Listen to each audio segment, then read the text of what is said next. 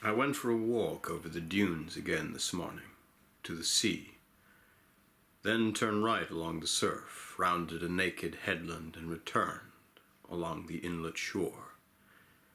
It was muggy sunny, the wind from the sea steady and high, crisp in the running sand, some breakthroughs of sun, but after a bit, continuous overcast. The walk liberating, I was released from forms, from the perpendiculars, straight lines, blocks, boxes, binds of thought, into the hues, shadings, rises, flowing bends and blends of sight. I allowed myself eddies of meaning, yield to a direction of significance running like a stream through the geography of my work.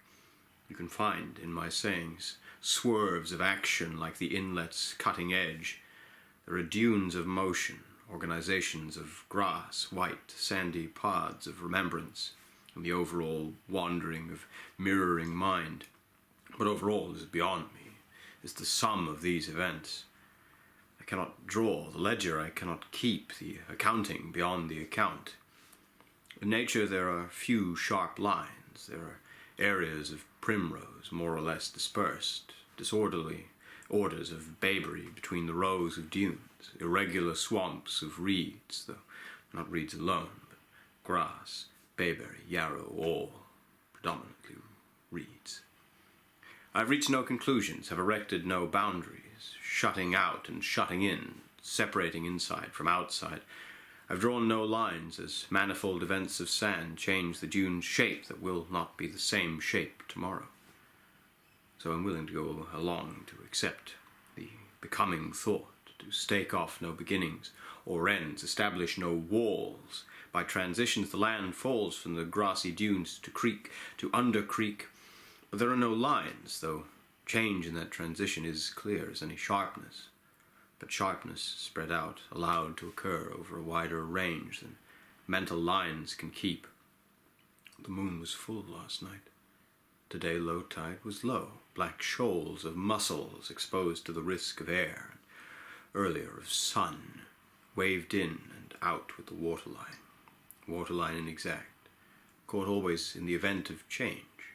A young mottled gull stood free on the shoals and ate, to vomiting. Another gull, squawking possession, cracked a crab, picked out the entrails, swallowed the soft-shelled legs, a ruddy turnstone running in to snatch leftover bits.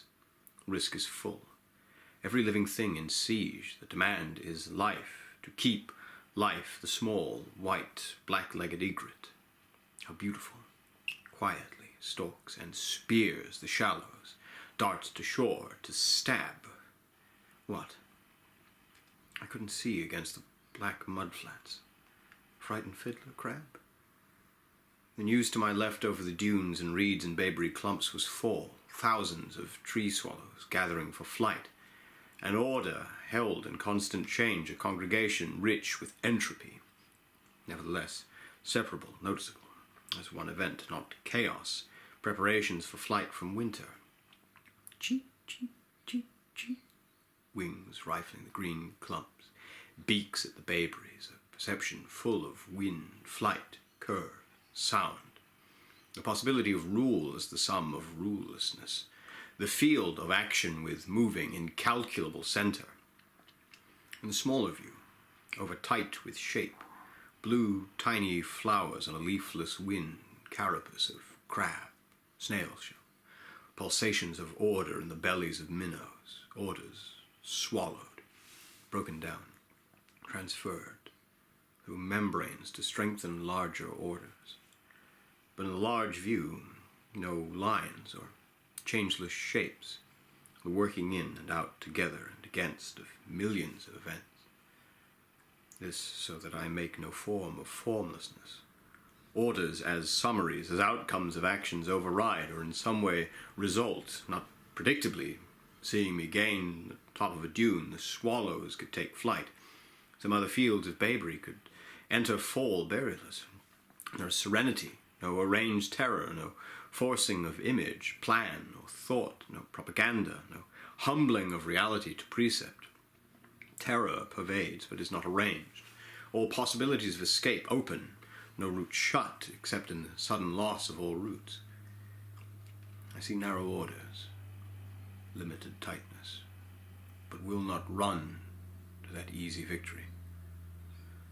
Still around the looser, wider forces work.